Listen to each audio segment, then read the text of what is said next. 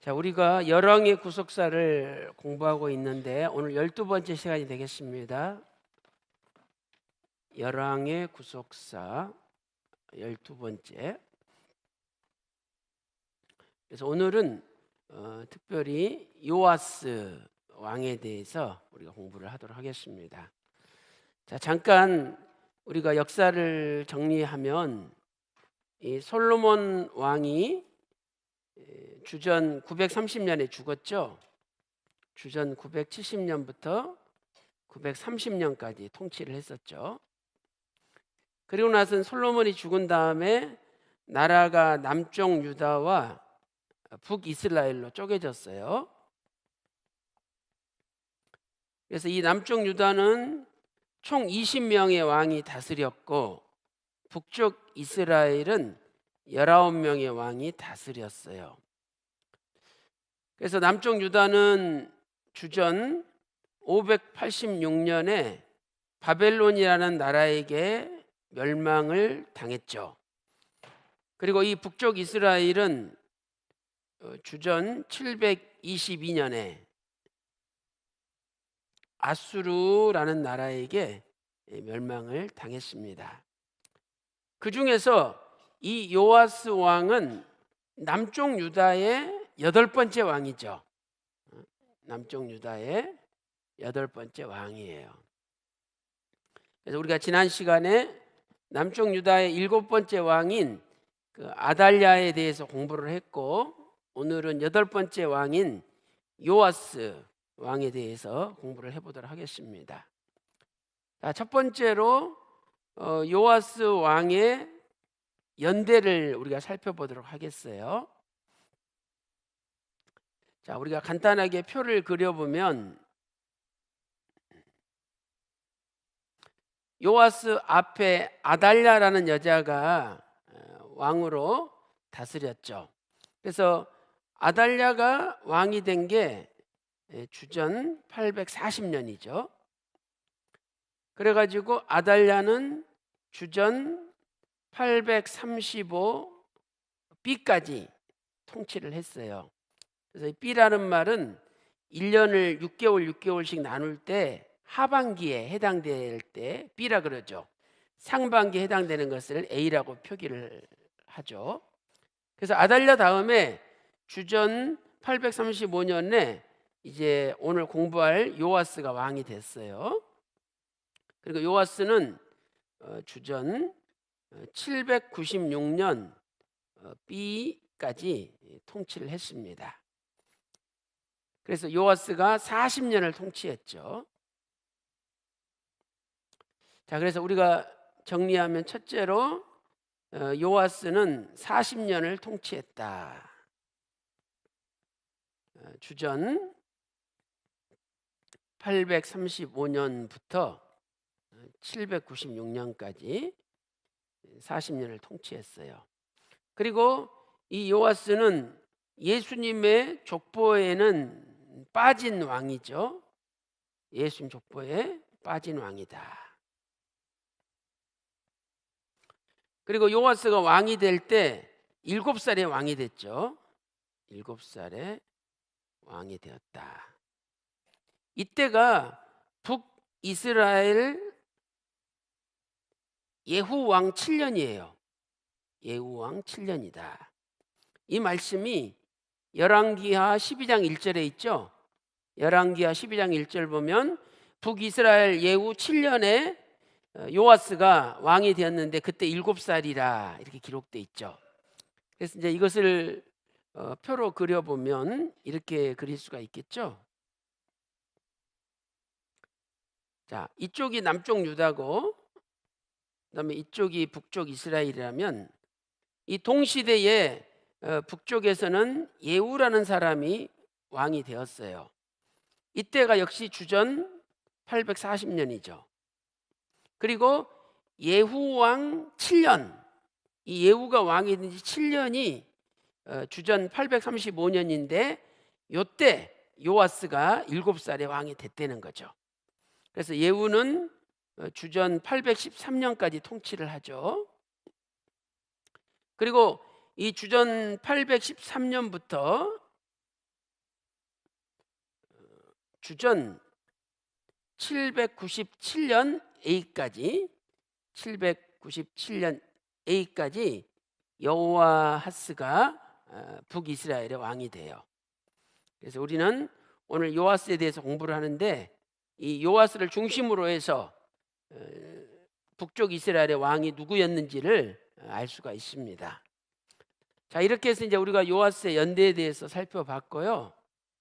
그다음에 이제 두 번째는 요아스의 이름의 뜻에 대해서 우리가 한번 살펴보겠어요. 이 요아스는 히브리어로 요아시라는 단어죠. 요아시. 그래서 그 뜻은 무엇이냐면 여호와께서는 강하시다, 이런 뜻이에요. 여호와께서는 강하시다. 그러니 이 이름이 굉장히 좋은 이름이잖아요. 요아시, 여호와 하나님은 강하시다. 그래서 요아스가 하나님만 의지하고 살았다면 그의 인생은 형통한 인생이 되는 거죠. 그런데 요아스는 인생 말년에, 그것도요 40년 통치하는데 마지막 1년 39년까지는 괜찮았다 이 말이죠. 마지막 1년에 하나님을 버리고 큰 범죄를 했어요. 그래서 오늘 우리도 우리 인생을 마지막 그 하나님께서 부르시는 그날까지, 그 마지막 순간까지 끝까지 믿음을 지키는 것이 얼마나 중요한지를 요아스의 삶을 통해서 깨닫게 되는 거예요. 그래서 오늘 요아스는 하나님은 강하시다, 여호와께서는 강하시다, 이런 뜻이에요. 이런 말, 이 뜻처럼 저와 여러분도 마지막 하나님 부르시는 그날까지 끝까지 강하신 하나님, 전능하신 하나님만 의지하는 저와 여러분 되시기를 주님의 이름으로 축원합니다.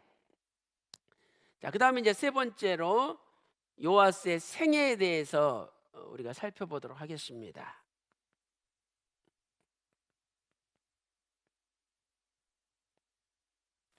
이 요아스는 남쪽 유다의 8번째 왕이죠.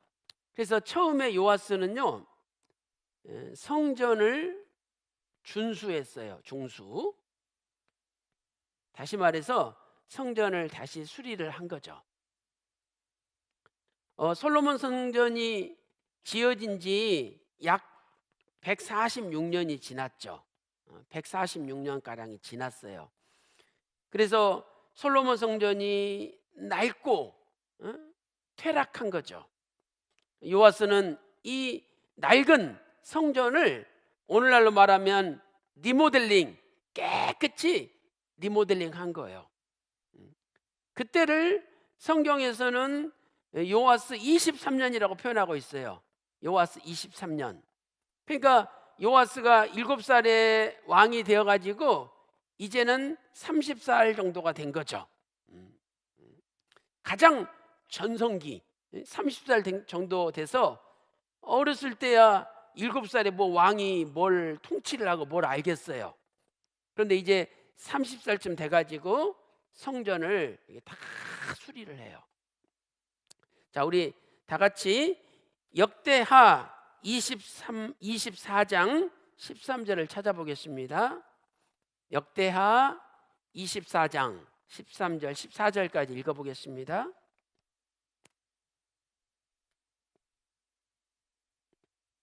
자, 역대하 24장 13절 14절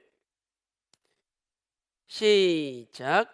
공장들이 맡아서 수리하는 역사가 점점 진취되므로 하나님의 전을 이전 모양대로 견고케 하니라. 그러니까 성전을 수리하는 역사가 점점 진취적으로 앞으로 나가고 성취가 됐다는 거예요.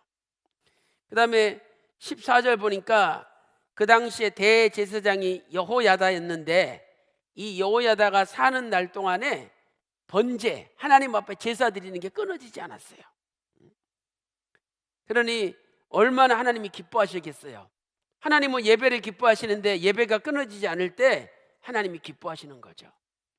자, 역대하 24장 14절. 필력한 후에 그 남은 돈을 왕과 여호야다의 앞으로 가져온 거로 그것으로 여호와의 전에 쓸 그릇을 만들었으니 곧 섬겨 제사 드리는 그릇이며 또 숟가락과 금, 은 그릇들이라. 시작. 여호야다가 세상에 사는 모든 날에 여호와의 전에 항상 번제를 드렸더라. 아멘. 자, 이렇게 하나님 앞에 충성하던 요아스가 두 번째, 대제사장 여호야다가 죽은 후에 우상 숭배를 시작해요. 우상 숭배를 시작했다. 그래서 연대를 계산해 보면 이 여호야다가 죽었을 때가 주전 796년으로 알려졌어요. 796년. 그럼 여러분 이 도표에서 한번 보세요. 응? 이 요아스가 왕을 그만둘 때가, 죽을 때가 796년 하반기잖아요. 그런데 796년에 앞쪽에 이 B가 표시하지 않을 때는 앞쪽이잖아요. 앞쪽에 여호야다가 죽은 거예요. 그리고 그때부터 우상을 숭배했어요. 그래가지고 아세라 목상을 섬기고 성전에다가 우상을 갖다 놓고 절하기 시작했죠. 39년 동안 하나님 말씀대로 잘 살다가 마지막 1년에 견디지 못하고 다시 우상 숭배로 돌아선 거예요. 그러니 얼마나 안타깝습니까? 그러니까 저와 여러분도요, 내가 잘 믿는다, 나는 똑똑하다, 나는 잘 믿는다, 자부하면 안 돼요. 사람이 마지막 1년을 남겨놓고 돌변할 수가 있다는 거예요. 그래서 끝까지 겸손하고, 아버지 하나님, 아버지께서 나를 부르시는 그날까지 내가 변함없이 끝까지 말씀에 충성하게 해 주십시오, 인도해 주십시오, 이런 겸손한 기도가 필요한 거예요. 참 요아스 볼 때 안타깝잖아요. 1년, 마지막 1년을 남겨놓고 하나님 앞에 큰 범죄를 행한 거예요. 자, 우리 이 말씀을 그 밑에 역대하 24장 17절 18절에서 찾아볼 수가 있습니다. 역대하 24장 17절 18절 다 같이 읽어보겠습니다. 시작. 여호야다가 죽은 후에 유다 방백들이 와서 왕에게 절하매 왕이 그의 말을 듣고 그 열조의 하나님 여호와의 전을 버리고 아세라 목상과 우상을 섬긴 거로 이 죄로 인하여 진노가 유다와 예루살렘에 임하니라. 이렇게 말씀하고 있죠. 그래서 하나님께서는 그래도 요아스를 사랑했어요. 왜? 39년 동안 하나님 앞에 성전 수리하고 충성했잖아요. 그래서 하나님이 첫 번째로 선지자들을 보내가지고, 이 선지자들을 보내서 하나님께서 경고를 하셨어요. 돌이키도록 하나님이 기회를 주신 거예요. 기회를 주신 거죠. 그런데 선지자들의 말에도 듣지 않았어요. 역대하 24장 19절에 선지자들을 보내서 돌이키려고 했으나 듣지 않았대요. 자, 19절 읽어보겠습니다. 시작. 그러나 여호와께서 선지자를 저에게 보내사 다시 자기에게로 돌아오게 하려 하심에 선지자들이 저에게 경계하나 듣지 아니하니라. 하나님은 다시 돌아오게 하고 싶으셨어요. 그래서 선지자들을 보냈는데 듣지 않았대요. 그래서 두 번째는 대제사장 여호야다의 아들 이 스가랴를 보내가지고 또 왕을 책망을 했어요. 그랬더니 이번에는 스가랴를 성전 뜰 안에서 그냥 쳐가지고 아주 잔인하게 죽이고 말았어요. 여호야다가 누굽니까? 여호야다가 대제사장이고 그 부인이 여호사부앗이잖아요. 여호사부앗. 이 두 사람이 역대하 22장 11절 보면 아달랴가 왕의 씨를 다 죽이고 있을 때 그 요아스 왕의 씨 하나를 몰래 도적해 내가지고 빼내가지고 성전에다가 감춰서 6년 동안 몰래 키운 거 아니에요.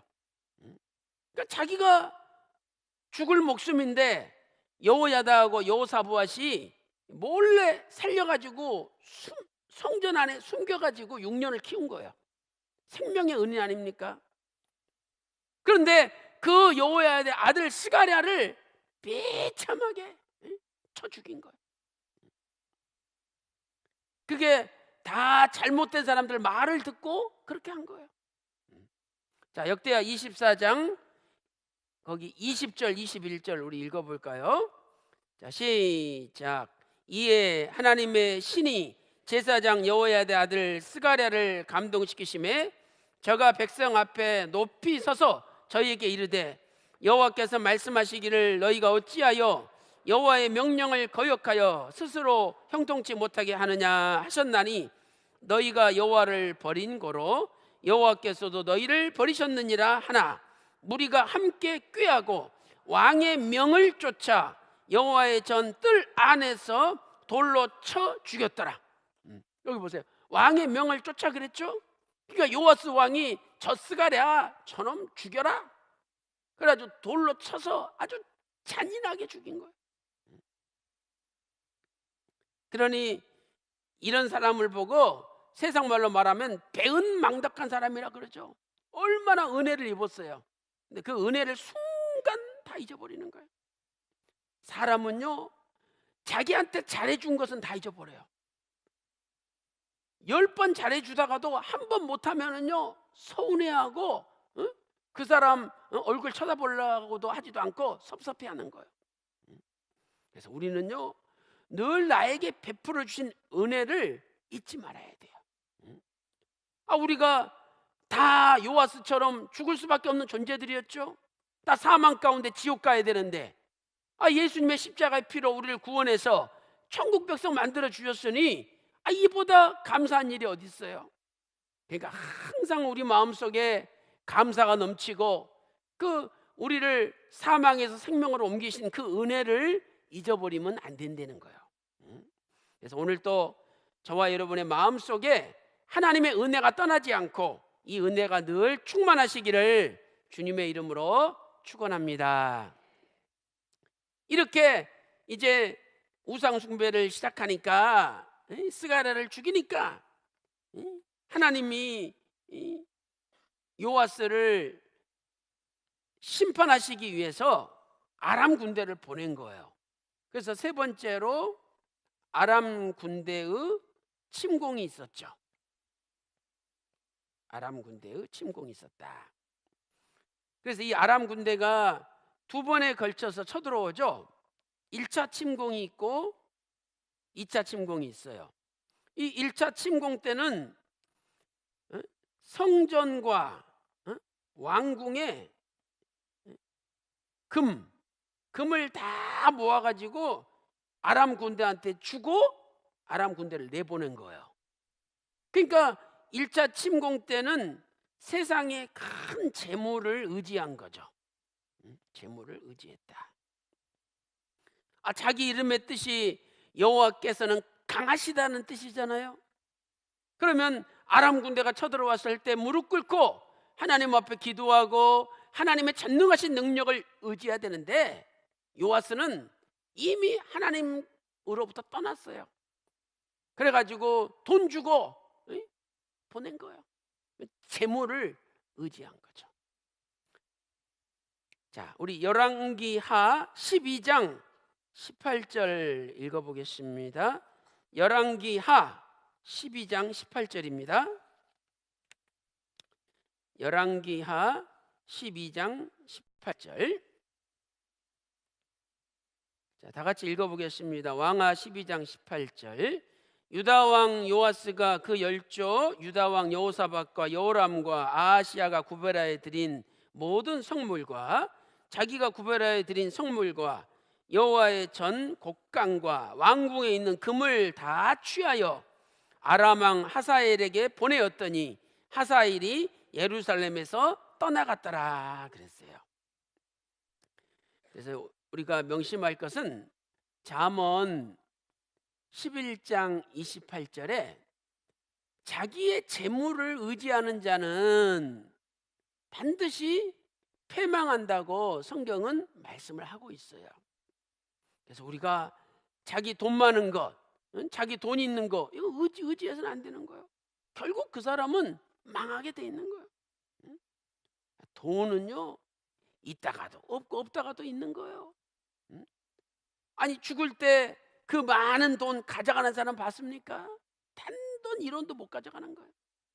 그러니까 하나님이 재물 주실 때 선한 사업을 위해서 쓰고 하나님 나라 확장을 위해서 쓴다면 하나님이 그분 너무너무 기뻐하시는 거예요. 이번에도 그 구속사 시리즈 10권 발행한다고 많은 분들이 이름도 밝히지 말라고 그러면서 많이 헌금했어요. 지난번에도 이 조그만 가게 하시던 분이 정말 하나님 은혜로 얼마나 가게가 커졌는지 몰라. 그래가지고 제가 직접 가서 신방 예배 드리고 오는데 그분이 2천만 원 구수사실 10권 써달라고 헌금해서 회계실 갖다 줬어요. 이렇게 우리가 헌금하는 것은 내가 재물을 의지하지 않고 하나님을 의지합니다라는 고백인 거예요.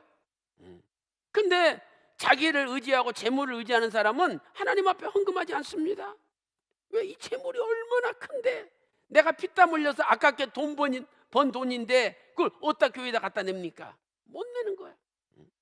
그러나 헌금하는 순간에 내가 돈을 의지하는 것이 아니라 하나님을 의지합니다, 아버지를 의지합니다 고백하는 거예요.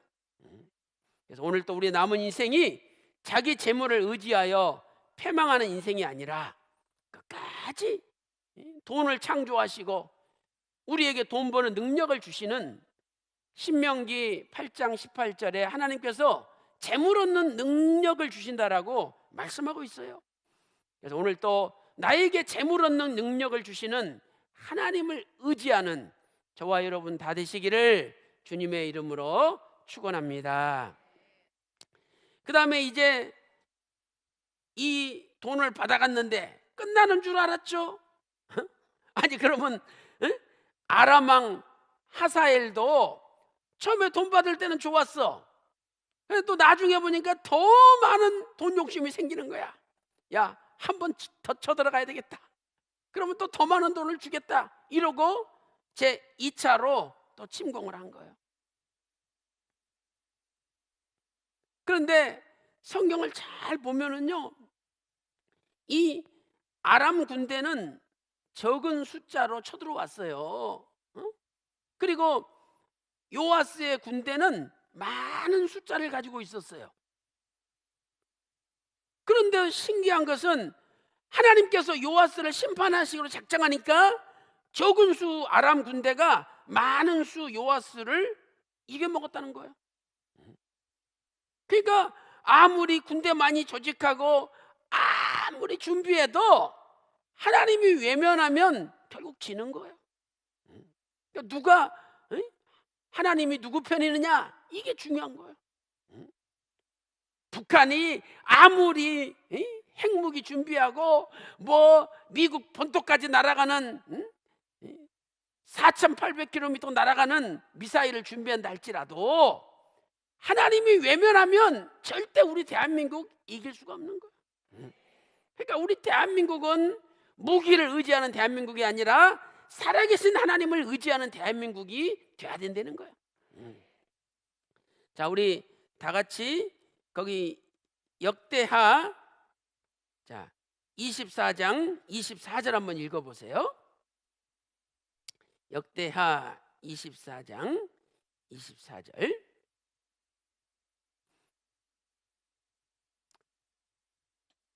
자, 다 같이 읽겠습니다. 역대하 24장 24절 시작. 아람 군대가 적은 무리로 왔으나 여호와께서 심히 큰 군대를 그 손에 붙이셨으니 이는 유다 사람이 그 열조의 하나님 여호와를 버렸습니다. 이와 같이 아람 사람이 요아스를 징벌하였더라. 자, 여기 보세요. 분명히 아람 군대는 적은 무리로 왔잖아요. 근데 하나님께서 심히 큰 군대, 그 요아스의 군대를 이야기하는 거예요. 심히 큰 군대를 붙이셨으니 이는 유다 사람이 그 열조의 하나님 여호와를 버렸습니다. 그래가지고 적은 무리가 큰 군대를 오히려 징벌, 히브리어로 쉐페트, 심판했다는 거야. 하나님이 심판한 거야. 그래서 오늘 우리도 돈 많은 거 의지하지 말고 군사 많은 것 의지하지 말고 먼저 하나님을 의지하는 우리 대한민국이 되시기를 주님의 이름으로 축원합니다. 자, 그런데 이렇게 아람 군대가 쳐들어왔는데 이 언제 쳐들어왔느냐 이 말이죠. 거기 역대하 24장 23절에서는 1주년 후에 쳐들어왔다 이렇게 말씀하고 있어요. 1주년 후. 자, 거기 역대하 24장 23절 읽어보겠습니다. 바로 위에 있죠. 자, 시작. 1주년 후에 아람 군대가 요아스를 치려하여 올라와서 유다와 예루살렘에 이르러 백성 중에서 그 모든 방백을 멸절하고 노력한 물건을 다메섹 왕에게로 보내니라 이렇게 말씀하고 있죠. 그래서 이 1주년 후라는 단어는 히브리어로 이렇게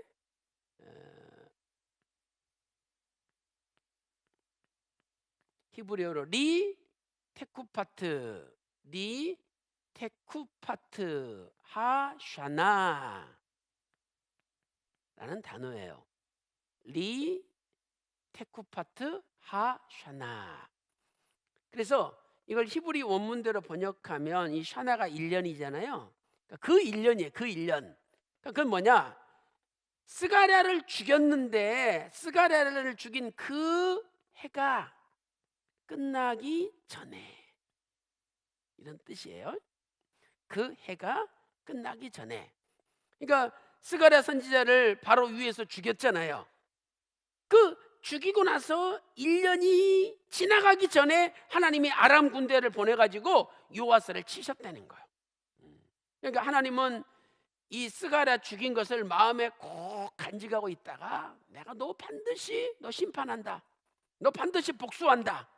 그래가지고 그 해가 지나가기 전에 그 안에 하나님이 요아스를 치신 거예요. 그래가지고 요아스가 큰 부상을 당했죠. 그래서 오늘 우리는 이것을 통해서 하나님의 말씀을 거역하고, 거기 보니까 스가랴가 하나님 말씀을 전할 때 하나님의 신이 감동돼서 전했다고 기록하고 있잖아요. 하나님의 신이 감동돼서. 그러니까 겉으로 볼 때는 스가랴를 거역한 거지만 실은 성령님을 거역하고 하나님을 거역한 거예요. 그래서 이렇게 성령님을 거역하고 하나님을 거역한 사람은 반드시 심판받는다는 것을 하나님께서 가르쳐 주신 거죠. 거기 역대하 24장 20절 말씀 보니까 이에 하나님의 신이 제사장 여호야다의 아들 스가랴를 감동시키심에, 이렇게 말씀하고 있는 거죠. 자, 이렇게 해서 우리가 요아스의 생애를 살펴봤고요.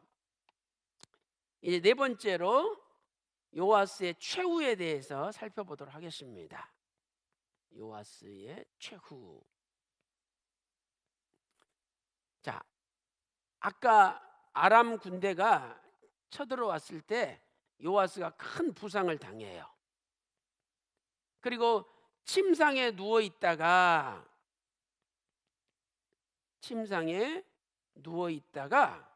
신하들이 모반해 가지고 비참하게 요아스가 죽임을 당하죠.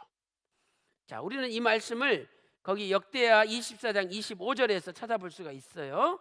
자, 역대하 24장 25절 다 같이 읽어보겠습니다. 시작.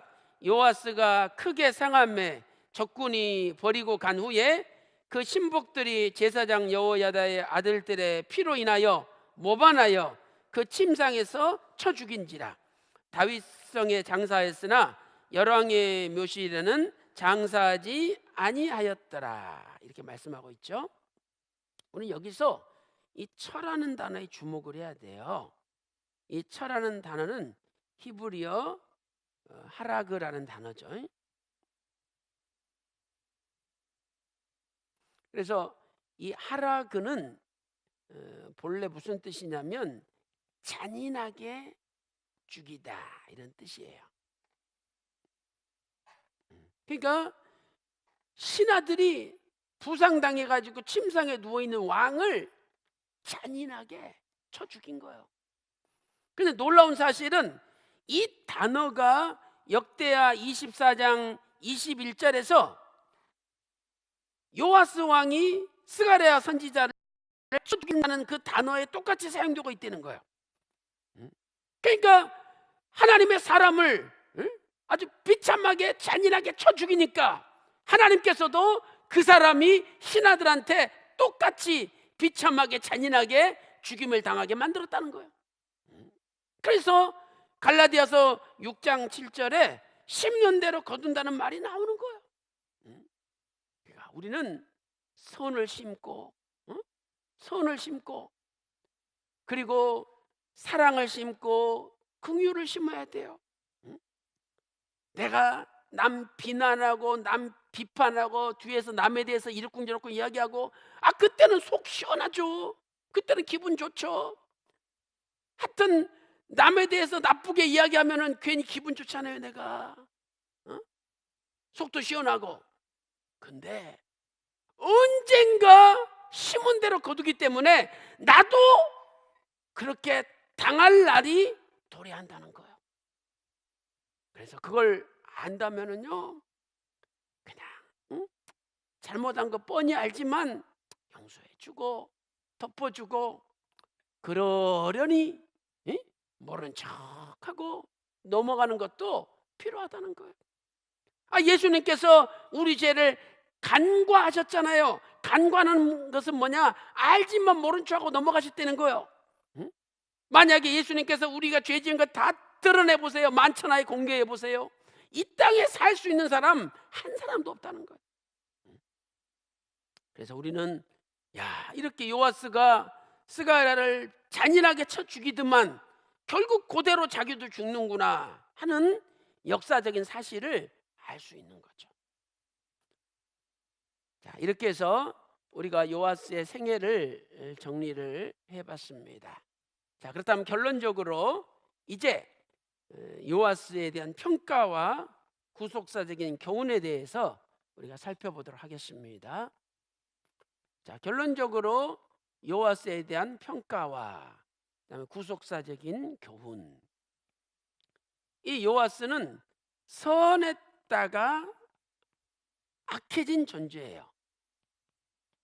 선했다가 악해진 왕이다. 그것도 안타까운 게 39년 동안 선했는데 마지막 1년에 너무도 악한 왕으로 돌변했다는 거예요. 오늘 내가 이러지 않으리라는 법이 없다는 거예요. 그러니까 우리도 마지막 주님 부르실 그날까지 끝까지 선하게 하나님 앞에 쓰임받는 존재가 되게 해달라고 겸손하게 기도하고 매달려야 된다는 거죠. 그러면 그래서 성경을 보니까 아까 역대하 거기 24장 25절 말씀 보니까 이 열왕의 묘실에 들어가야 되는데 왕이니까 당연히 열왕의 묘실에 들어가야 되잖아요. 그런데 요아스는 열왕의 묘실에 들어가지 못하고 다윗 성에 장사되니라 이렇게 말씀하고 있죠. 역대하 24장 25절 하반절 제가 읽어볼게요. 다윗 성에 장사하였으니 열왕의 묘실에는 장사하지 아니하였더라. 이 말은 뭐냐면 왕으로 인정하지 않았다는 거죠. 그래서 이 요아스 인생에 있어서 우리가 얻을 수 있는 구속사적인 교훈이 무엇일까? 자, 요아스는 7살에 왕이 되었죠.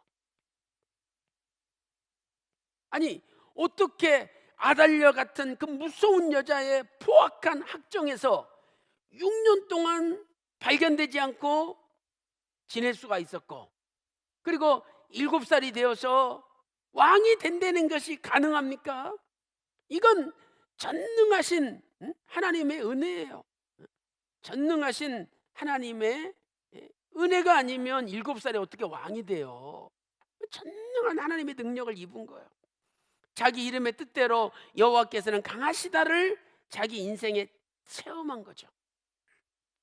그런데 이렇게 체험해놓고도 인생 말년, 결국 마지막 한 해 인생 말년에 하나님을 의지하지 않고 사람을 의지한 거죠. 하나님을 의지하지 않고 재물과 또 군사력을 의지했다는 거예요. 재물과 군사력을 의지했다. 그래서 오늘 우리의 남은 생애는 재물이나 사람을 의지하는 인생이 아니라 하나님을 의지하는 인생이 돼야 돼요. 이 세상에서 가장 강하신 분이 누구냐? 가장 강하신 분은 예수님이에요.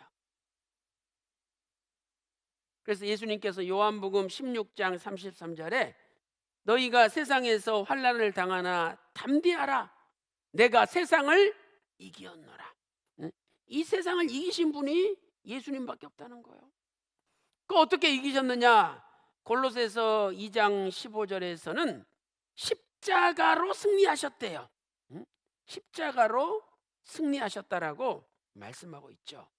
그러므로 오늘 우리가 예수님의 십자가 앞에 무릎을 꿇고 예수님의 능력을 구하고 늘 예수님 앞에 겸손히 엎드릴 때 바로 그 순간이 가장 강한 힘을 얻는 순간이 된다는 거예요.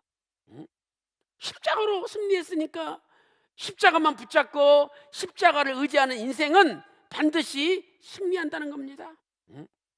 오늘 또 나는 돈도 없고 권력도 없고 명예도 없고 몸도 아프고 내세울 거 아무것도 없다 할지라도 예수님이 십자가로 승리하셨으니 그 예수님의 십자가를 붙잡음으로 말미암아 저와 여러분의 남은 생에도 날마다 승리하는 강하신 하나님을 만나는 저와 여러분 되시기를 주님의 이름으로 축원합니다.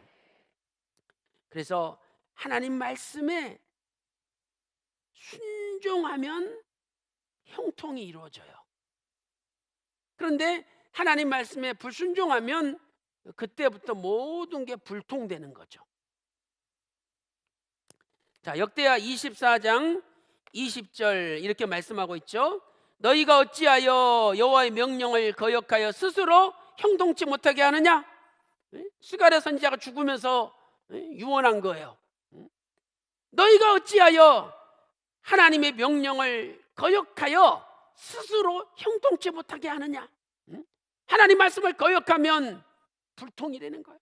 그러나 하나님 말씀에 순종하기만 하면 형통이 펼쳐진다는 거예요. 오늘도 우리의 남은 인생이 하나님 말씀에 순종함으로 날마다 형통만이 펼쳐지시기를 주님의 이름으로 축원합니다.